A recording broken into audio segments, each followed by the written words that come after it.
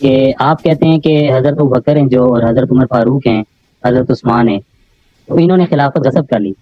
लेकिन आप फिर साथ ये भी कहते हैं कि ये मुसलमान नहीं थे, इनके मुसलमान में मुझे शक है। तो आप चैलेंज भी करते रहते हैं सुन्नी उलमा को कि आए और मुझसे चैलेंज करें, इनका इस्लाम साबित करें। तो देखें बिदअती हजरत अबू बकर का तो मुझे देखिए कुरान से साबित है ना इस्लाम उनका, कहाँ से साबित है? तो आपने मौलवी को बुलाया ना, कुरान की कोई आयत नहीं है कि अबू बकर मुसलमान था, ठीक है ना? कुरान की आयत मौजूद है कि वो मुसलमान नहीं थे। सूरह हुजुरात तौबा की आयत नंबर 40 में उसमें क्या में थे, शिया की तफसीर में भी यही लिखा हुआ है। कि तो गार में होना, गार में मुनाफिक गार में नहीं आ सकता। नहीं तो अगर हजूर सल्लल्लाहु अलैहि वसल्लम नाउजुबिल्लाह ऐसे थे कि वो अपने साथ एक मुनाफिक को लेके फिर रहे हैं, कहीं एक मुनाफिक आपको सफर में, मुनाफिक के साथ आप सफर में निकल जाए, ये कोई वो जब जंगों में जाते थे मुनाफिक साथ आते थे, मुनाफिक बहुत मस्जिद में आते थे, कुफार आते थे उनके साथ बैठते थे। ठीक है, देखो भाई देखो, काफिर हैं। देखे मेरे अजीज, ये कोई देखें किसी आप कहते हैं ना कुरान में लिखा है कि वो मुसलमान थे, कहा लिखा? कुरान ये था कि अबू बकर गार में था, गार में था। अगर वो मुसलमान था, देखें अगर वो मुसलमान था, कुरान में ये लिखा है, तो अबू बकर पे सकीना क्यों नाज़िल नहीं हुई और अल्लाह ताला ने अबू बकर की नुसरत क्यों नहीं की? इद अखरजहु अल्लज़ीना, देखे मुसलमान थे। देखे मुनाफिक जो होता है ना, मुनाफिक ज़ाहिर में मुसलमान होता है, हकीकत में काफिर होता है। इज़ा जाअकल मुनाफिकून क़ालू नशहदु इन्नका लरसूलुल्लाह वल्लाहु यअलमु इन्नका लरसूलुहु वल्लाहु यअलमु इन्नल मुनाफिकीना लकाज़िबून। मुनाफिक जो है, मुनाफिक देखें 3 कैटेगरी है, एक मुसलमान है, एक मुनाफिक है, एक काफिर है। मुनाफिक दर हकीकत काफिर है, लेकिन उसमें और काफिर में फर्क यह है कि वो काफिर अलग कहता है मैं काफिर हूँ, मुनाफिक कहता है कि मैं मुसलमान हूँ, दिल में अपने कुफर को छुपाता है, ठीक है ना? तो अगर अबू बकर, देखें अब सिर्फ सूरह आए गार में अगर बात करें तो उससे मेरे मुनाजरात बहुत हुए हैं। उसमें देखें अगर ये मुसलमान था तो अल्लाह शहादत क्यों नहीं दे रहा कि मुसलमान है, ये मुत्तकी है, या मदह के अल्फाज को, तारीफ के अल्फाज, सिताइश के अल्फाज तो बहुत हैं, ये सालिहीन में से, ये जन्नती कुछ भी नहीं। बल्कि अल्लाह कह रहा है मैंने इस पे सकीना नाजिल नहीं किया, मैंने इसकी नुसरत नहीं किया। ये और ये आयात भी मजम्मत के लिए नाजिल हुए, तारीफ के लिए तो नाजिल नहीं हुआ सूरह तौबा में, ठीक है ना? वो तो सबको पता है। तो लेकिन देखें अबू बकर, आप काफिर मानते हैं उनको या मुनाफिक मानते हैं? तो आपने मौलवी को लेके आया ना, ये सवाल है। तो काफिर और मुनाफिक में मैंने बताया कि फर्क सिर्फ इस चीज का है। मैं आपसे मैंने क्या बताया, बात कर रहा हूँ, क्या काफिर और मुनाफिक का मैंने क्या फर्क बताया अभी, उसको आप दोहरा दें मुझे। मैं आपसे सुनना चाह रहा हूँ ना, आप कह रहे हैं कि अभी एक दफा फिर बता देता हूँ भाई कि काफिर के 2 किस्म है। एक काफिर वो है कि अलम कहता है मैं काफिर हूँ, वो इस्लाम का तज़ाहुर नहीं करता। ऐलान कहता, अब सुन लो ना, फिर कह दो ना, फिर चुप हो जाओ। दूसरा यह है कि अपने कुफर को छुपा देता है, काफिर कहता है मैं मुसलमान हूँ, बातिन में काफिर होता है। तो ये दोनों काफिर होते हैं। तो आप ये ना कि आप उनको काफिर मानते हैं, मुनाफिक मानते हैं। जी जी बिल्कुल ऐसे ही है। लेकिन अब देखें ना, एक अगर आप मुझे बताएं कि ये आपके यहाँ जो अहमदी लोग हैं, अहमदी कादियानी, आप इनको मुसलमान मानते हैं, काफिर मानते हैं? वो तो काफिर हैं, जाहिर सी बात है काफिर हैं। वो कुरान पढ़ते हैं नहीं पढ़ते? सब कुछ पढ़ते हैं। शहादतैन पढ़ते हैं नहीं पढ़ते? सब कुछ पढ़ते हैं। अजान पढ़ते हैं नहीं पढ़ते? पढ़ते हैं। नमाजें पढ़ते हैं नहीं पढ़ते? पढ़ते हैं। खत्म बात। देखिए ऐसा काफिर हो सकता है दुनिया में कि शहादतैन भी पढ़े, नमाजें भी पढ़े, कुरान भी पढ़े, हदीस भी पढ़े, दाढ़ी भी रखे, सारा दिन तस्बीह हाथ में सुभान अल्लाह भी कहते हैं, उसके बावजूद काफिर हो ना, इसके बावजूद काफिर हो। ठीक है ना? ऐसे काफिर तो होते हैं। कभी ये तो नहीं बोला ना कि मैं नबी हूँ। देखें ये कुफ्र ये नहीं होता, कभी दावा नहीं किया ना मैं नबी हूँ। कुफ्र सिर्फ ये नहीं है कि कोई नबूवत का इद्दिआ करे। मुझे कादियानियों की मिसाल दे रहे हैं, आप सुन लो ना भाई, भाई आपकी बात नहायत जाहिलाना है, नहायत ही जाहिलाना है, नहायत ही जाहिलाना है आपकी बात। देखें कुफ्र का ये तरीका नहीं है कि सिर्फ अगर कोई शख्स नबूवत का इद्दिआ करे तो सिर्फ काफिर बनता है, नबूवत के इद्दिआ ना करे तो काफिर नहीं बनता। और भाई नबूवत का इद्दिआ किए बगैर भी बहुत सारे तरीके आप काफिर बन सकते हैं। आप नबूवत का इद्दिआ ना करें, नबी सल्लल्लाहु अलैहि वसल्लम की तौहीन करें, आप चाहे जितना कलमा पढ़े आप काफिर हैं, मुसलमान कहेंगे ना। आप नबूवत का इद्दिआ ना करें, आप दीन में बिदअत नहीं पता थी, दीन में बिदअत दाखिल करें, आप काफिर हैं, ठीक है ना? तो मौला अली को ये नहीं पता था कि मुनाफिक, तो उन्होंने क्या किया? बस तलवार उठा देते, यही कहना आपका? तो उठाई क्यों नहीं तलवार? इस देखें वो ये जवाब हमने बहुत दिया है, उनके पास अमीरुल मोमिनीन अलैहिस्सलाम। देखें मैं आपको बता देता, चले हमारी किताबों से नहीं, बहुत दफ़ा आपकी किताबों से मैंने जवाब दिया, एक दफ़ा फिर जवाब दे देता हूँ। ठीक है ना भाई, तलवार क्यों नहीं उठाई? हमारी किताबों में तो बहुत वाज़ेह है, खुतबे हैं नबी करीम सल्लल्लाहु अलैहि वसल्लम के, वसाया हैं कि आपने मेरे बाद क्या करना। आपकी किताबों से जवाब दे देते हैं।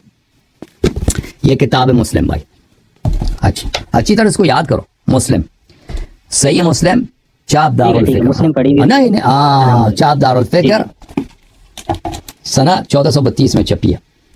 यहाँ पे यह हदीस है 1847 हदीस है। 1800 कौन सी है? 47, 1847 किताबुल इमारा में नबी सल्लल्लाहु अलैहि वसल्लम ने फरमाया, यकूनु बादी अइम्मतुन ला यहतदून बिहुदाय, मेरे बाद ऐसे आपके इमाम आएंगे जो मेरी हिदायत पे नहीं है, वला यस्तन्नून बिसुन्नती, मेरे सुन्नत पे भी नहीं है। ऐसे इमाम आएंगे जो न मेरी हिदायत पे हैं न मेरी सुन्नत पे हैं। ऐसे लोग फासिक फाजिर है ना, और जो हिदायत पे नहीं, सुन्नत पे नहीं है, वो सालिह है। वो बात ठीक है, मैं आपकी तस्दीक कर रहा हूँ। सही वसयक़ूमु फ़ीहिम रिजाल, अभी खत्म नहीं हुआ ना भाई, सुन लो ना भाई। वसयक़ूमु फ़ीहिम रिजाल क़ुलूबुहुम क़ुलूबुश्शयातीन फ़ी जुस्मान इंस, इन इमामों में ऐसे भी लोग होंगे कि ज़ाहिर में तो इंसान होंगे लेकिन उनकी रूह जो है शैतान की रूह होगी। शैतान की रूह इंसान की सूरत में ज़ाहिर हो गया। अब इससे बदतर तफसीक, तजलील और तकफीर हो सकता है भाई कि नबी सल्लल्लाहु अलैहि वसल्लम कह देंगे कि मेरे बाद जो उमरा खुलफा आएंगे। नहीं हो सकता, नहीं हो सकता। आप सुन लो भाई, अब हदीस खत्म होने तो फिर सवाल कर लेना, ठीक है ना भाई? कुछ हौसला, अल्लाहुम्मा औसला, ठीक है ना? हौसला चाहिए, सब्र, इन्नल्लाह मअस साबिरीन, ठीक है ना? फ़क़ुल्तु कैफ़ अस्ना या रसूलल्लाह सल्लल्लाहु अलैहि वसल्लम इज़ अदरक्तु ज़ालिक, हुज़ैफ़ा ने कहा कि या रसूलल्लाह सल्लल्लाहु अलैहि वसल्लम, अगर मैं वो ज़माना पालूं कि ऐसे ऐसे लोग खलीफा, तो मैं क्या करूं? फरमाया तस्मा व तुती लिल अमीर व इन ज़रब ज़हरक व अख़ज़ मालक फस्मा व अता, फरमाया कि वही शैतान जो खलीफा बना उसकी बात सुनो, उसकी ताअत करो। वो तुझे मारता भी है, नाजायज़ मारता है, वो तेरे माल पे कब्जा भी करता है, फिर भी उसकी बात मानना है, तुमने इताअत करनी है। तो भाई जब तुमने खुद रब्बनी किताबों में रिवायत किया कि नबी सल्लल्लाहु अलैहि वसल्लम के बाद खुलफा शयातीन आएंगे लेकिन उनकी ताअत वाजिब है, चाहे वो आपका माल ले ले, आपको मारे भी, आपने तो ताअत करना है। तलवार उठाना तो दूर की हराम है, तो दूर की बात है, आपने उनकी ताअत नहीं छोड़नी है। तो आप पर कैसे सवाल कर सकते हो कि अमीरुल मोमिनीन अलैहिस्सलाम ने तलवार क्यों नहीं उठाई भाई, जब ये हराम था उनके लिए? हुसैन ने क्यों तलवार उठाई? यजीद के तलवार नहीं उठाई, क्यों तलवार उठाई? तो तलवार नहीं उठाई, तलवार नहीं उठाई ना। तो ये गलत मशहूर किया गया है कि अमीर इमाम हुसैन अलैहिस्सलाम ने थे ना, वहाँ के मुस्लिम बिन अकील रज़ियल्लाहु ताला अन्हु ने उनको पैगामात भेजे कि मुसलमान जो हैं कूफे के वो आपके हाथ पर बैत करना चाहते हैं। वो गए, वो तो फिर उनको धोखे से करबला में उनको रोक लिया गया, वो तो हुआ। लेकिन इमाम हुसैन किस लिए नहीं? इमाम हुसैन अलैहिस्सलाम ने कभी लोगों को दावत नहीं दी कि आ जाओ मुझे साथ दे दो, मैं यजीद के खिलाफ इनकलाब करना चाहता हूँ। इमाम हुसैन अलैहिस्सलाम मदीने में कत्ल हो जाते। तो मुस्लिम बिन अकील को भेजा तो था। भाई सुन लो ना प्लीज, तुम सुन लो, तुम्हें पता ही जब कुछ नहीं, तुम्हें कुछ झूठी बातें तुम्हारे ज़हन में है ना, यही झूठी बात कि अमीर अलैहिस्सलाम ने तलवार क्यों नहीं उठाई। मैं सर आपको यही बताना चाह रहा हूँ कि सवाल करते हो तो जवाब सुन लो ना, खुद सवाल करता है खुद जवाब देता है, फिर आगे से मजीद सवाल। भाई सुन लो, पहली बात यह है भाई साहब सुन लो ना प्लीज, मेरी जवाब सुन लो, मुझे भी बात करने दो ना।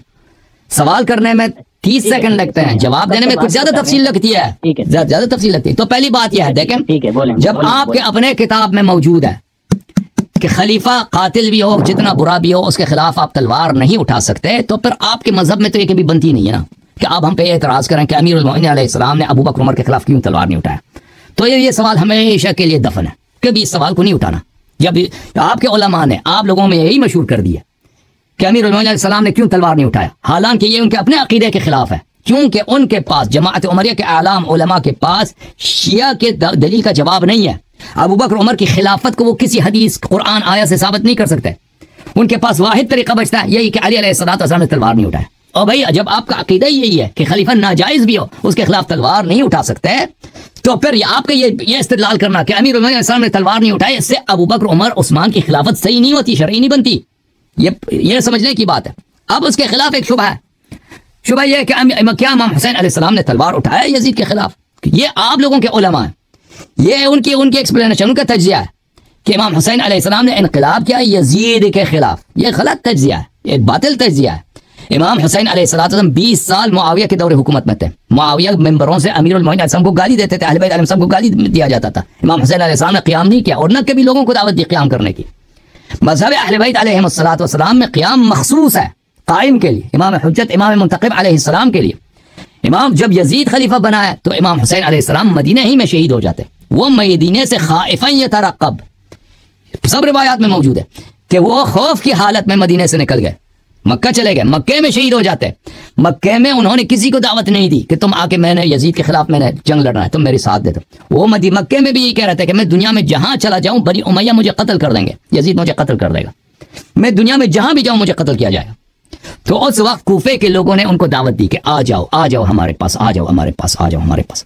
लेकिन मजहब अहले बैत अलैहिस्सलाम में इस तरह नहीं है कि जाहिर खलीफा के खिलाफ आप तलवार नहीं उठा सकते। मजहब हक्का में, मजहब हक्का में यह है कि अगर लोगों की एक बड़ी अक्सरियत आपके साथ दे दें, लोगों की एक बड़ी तादाद आपकी सपोर्ट करें, तो इमाम वक्त क़याम कर सकता है। अमीरुल मोमिनीन अलैहिस्सलातु वस्सलाम ने अबू बकर उमर के खिलाफ अगर क़याम नहीं किया, मजहब हक्का में इसलिए नहीं है कि अबू बकर उमर के खिलाफ क़याम करना हराम था। मजहब शिया में यह है कि क्योंकि उनके पास अंसार नहीं थे, यावर नहीं थे, तो क्या उन्होंने क़याम नहीं किया। असल एक्सप्लेनेशन ये है।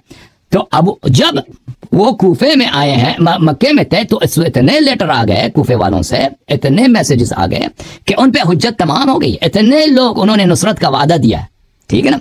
तो ये बात कि जो तुम लोगों ने बना दिया कि इमाम वक्त के खिलाफ क़याम नहीं कर सकते, ये आप लोगों का अकीदा, ये शिया अकीदा नहीं है।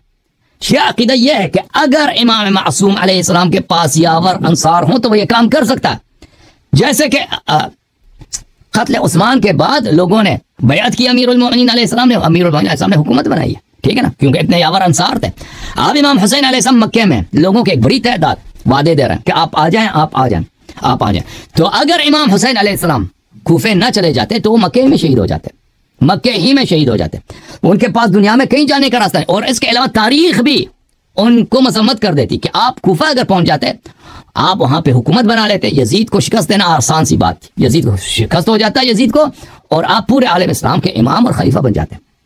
इमाम हुसैन अलैहिस्सलाम को बखूबी पता था कि मैं कूफा पहुंचूंगा ही नहीं, मैं रास्ते में ही शहीद हो जाऊंगा। उन्होंने खुद कूफे मक्के से निकलते वक्त उनका खुतबा मौजूद है, खुत्तल मौत अला वल्द आदम मखत्तल क़लादति अला जीद अल-फताह, कि उन्होंने फरमाया कि मौत इंसान के लिए एक जीनत है, जिस तरह एक खूबसूरत लड़की के लिए गर्दन में एक नेकलेस उसकी खूबसूरती का एक सामान है, और मेरे लिए अल्लाह ताला ने शहादत मुकर्रर किया। मैं कूफा से पहले करबला के सरजमीन में, नैनवा के सरजमीन में शहीद होने जा रहा हूँ। जो मेरे साथ आए, शहादत चाहता है मेरे साथ आ जाए। तो इमाम हुसैन अलैहिस्सलाम शहादत के लिए जा रहे थे, उनको पता था कि उनको हुकूमत नहीं मिलेगी और कूफे वाले उनसे वफा नहीं करेंगे। और वो जब वहां पे पहुंचे हैं, करबला में पहुंचे हैं, उन्होंने बहुत कोशिश की है जंग ना हो। उन्होंने तलब किया मुखालिफिन से कि मुझे जाने दो, मैं जाऊंगा किसी बॉर्डर पर रहूंगा, एक आम मुसलमान की तरह, एक आम शहरी की तरह उधर जाके रहूंगा। कि सामने वालों ने उनकी किसी बात को नहीं माना। वो कह रहे थे कि आप इब्न मरजाना जो आपके मुतालिक फैसला सुना देगा उस पर आप तस्लीम हो जाएं, सर तस्लीम खम कर दें, ठीक है ना। तो वो ये नहीं कहते थे कि इब्न मरजाना आपको जाने देगा, नहीं, जो फैसला सुनाएगा। और इमाम हुसैन अलैहिस्सलाम को बखूबी पता था कि मुस्लिम इब्न अकील को इन लोगों ने खुद कुछ दिन पहले इसी तरह वादा करके अमान देकर फिर उनको जलील करके शहीद किया था इन लोगों ने। तो ये इसी तरह मुझे शहीद करना चाहते हैं, लेकिन इमाम हुसैन अलैहिस्सलाम जिल्लत नहीं चाहते थे, वो उन्होंने शहादत कबूल किया। तो ये यहाँ पे दो मुख्तलिफ यहाँ पे देखें वाक़े करबला के इंटरप्रिटेशन है, दो मुख्तलिफ इसके तहलील और तज्जिया है। एक तज्जिया है झूठा तज्जिया जो जमात उमरिया के उलमा पेश करते हैं और शिया मौलवियों ने उन्हीं से सुना है, और इनकलाबी जो दज्जाली शिया उलमा ईरान के लाइन पे चलते हैं वो उन्होंने भी इसी को अपनाया हुआ है कि इमाम हुसैन अलैहिस्सलाम ने इनकलाब किया है। ये बात बिल्कुल गलत है। इमाम हुसैन अलैहिस्सलाम जीना चाहते थे, उनका सीरा बिल्कुल अमीरुल मोमिनीन साहब का सीरा है, इमाम हसन अलैहिस्सलाम का सीरा है, इमाम ज़ैनुल आबिदीन अलैहिस्सलाम का सीरा है, इमाम मोहम्मद बाक़िर अलैहिस्सलाम का सीरा है, इमाम जाफर सादिक अलैहिस्सलाम का सीरा है, इमाम अमीरुल मोमिनीन अलैहिस्सलाम, इमाम हसन अलैहिस्सलाम, इमाम ज़ैनुल आबिदीन अलैहिस्सलाम, इमाम बाक़िर, इमाम सादिक अलैहिस्सलाम को वक्त के खुलफा जिल्लत पे मजबूर नहीं करते थे, जिल्लत पे मजबूर करें, ठीक है ना। इमाम हुसैन अलैहिस्सलाम के सामने यजीद था जो उनको हर कीमत में शहीद करना चाहता था।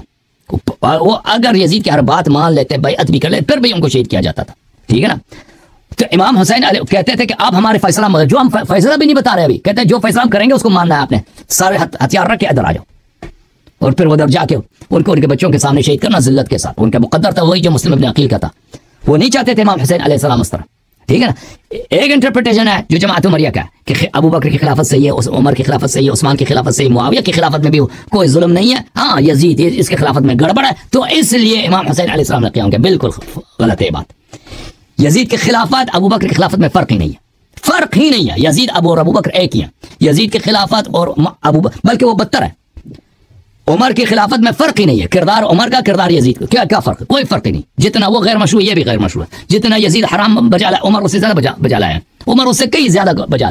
फ़र्क यह है कि उमर बेवकूफ़ नहीं था, उमर चालाक था, सियासत आता था, यजीद को नहीं आता था। फ़र्क सिर्फ ये था। और यजीद ने इंतकाम लेना था बदर का, उमर ने किसी चीज़ का इंतकाम नहीं लेना था अहले बैत अलैहिस्सलाम से। उमर अबू बकर की यह सियासत थी कि अगर अली अलैहिस्सलाम हमारे खिलाफ तलवार नहीं उठाते तो उनको अपने काम में लगे। हमारी सियासत है जब काम ही नहीं ले रहे, हम उनको क्यों कत्ल करें? ठीक है ना, उनकी यह सियासत थी।